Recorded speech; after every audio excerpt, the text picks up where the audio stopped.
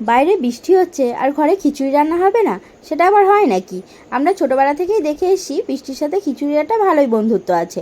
ছোটোবেলায় বৃষ্টি হলেই মাকে বলতাম, ও মা খিচুড়ি রান্না করো না আজকে। কিন্তু আজকে আমি না, আমার মেয়ে আমার কাছে আবদার করেছে, আর আমার ওই ছোটোবেলার কথাটা মনে পড়ে গেল। যাই হোক, খিচুড়ির জন্য প্রথমে আমি 1 চামচের মতো আদা জিরে বেটে নিয়েছি এবং কটা কাঁচা লঙ্কা, একটা মিডিয়াম সাইজের টমেটো কেটে নিয়েছি। তারপর কড়াই চাপিয়ে তাতে 500 গ্রাম মুগ ডাল হালকা করে ভেজে নিয়েছি। অন্যদিকে হাঁড়িতে গরম জল বসাতে দিয়ে দিয়েছিলাম। জলটা হালকা গরম হয়ে এলে তাতে ভেজে রাখা ডালটা সিদ্ধ করতে দিয়ে দিয়েছি। তারপর তার সাথে কেটে রাখা লঙ্কাগুলোও দিয়ে দিয়েছি। ডালটা অর্ধেকটা সিদ্ধ হয়ে এলে তার ওপর 500 গ্রাম মতো গোবিন্দভোগ চাল দিয়ে দিয়েছি।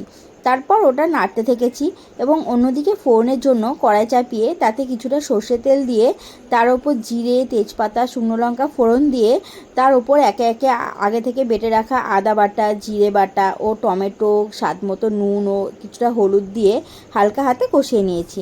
তারপর কষানো হয়ে গেলে ওই কষানো মশলাটা ওই সিদ্ধ করা চাল ও ডালের ওপর দিয়ে ভালো করে নেড়ে নিয়েছি। তারপর নাড়া হয়ে গেলে শেষে নামানোর আগে কিছুটা চিনি ঘি ও গরম মশলা দিয়ে নামিয়ে নিয়েছি এবং 10 মিনিটের জন্য ঢেকে রেখেছি।